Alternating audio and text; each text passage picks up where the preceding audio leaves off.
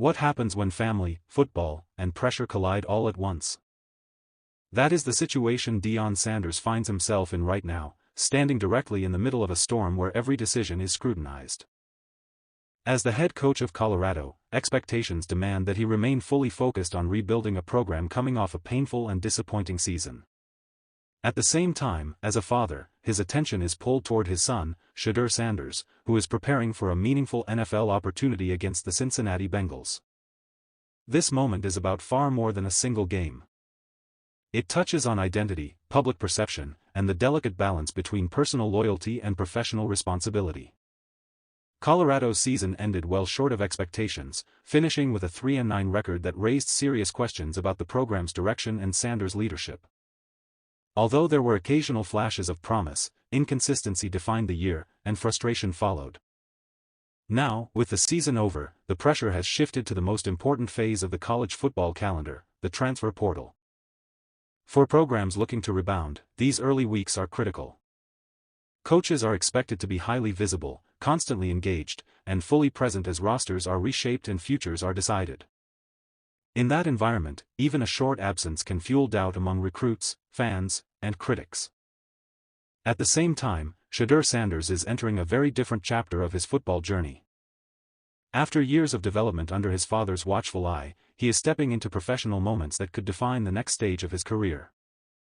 Deion Sanders has been present for nearly every milestone along the way, rarely missing a game his son has started.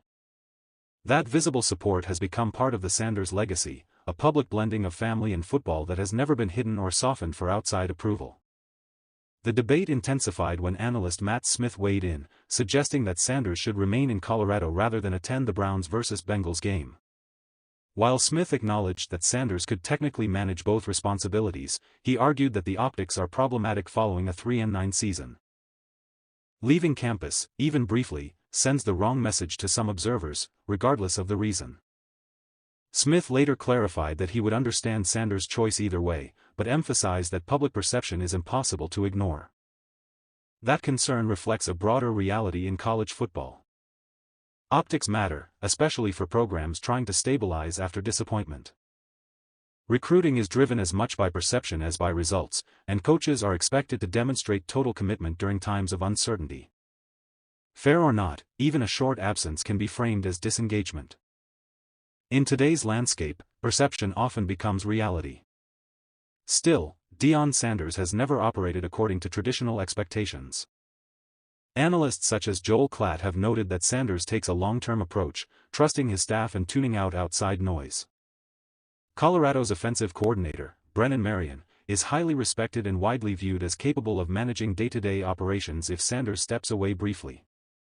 For Sanders, delegation is not a weakness but a core element of his leadership style. Reactions from fans will likely be divided. Some will applaud a father who prioritizes family and understand his desire to support his son in a defining moment. Others will see it as misplaced focus, especially given Colorado's recent struggles. Criticism on social media would be inevitable, but Deion Sanders has spent his entire career under intense scrutiny and has never been slowed by it.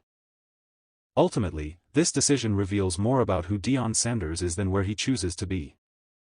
He values loyalty, trusts his staff, and refuses to lead out of fear. Whether he stays in Boulder or supports his son from the stands, the spotlight will follow. And once again, Deion Sanders will do things his own way.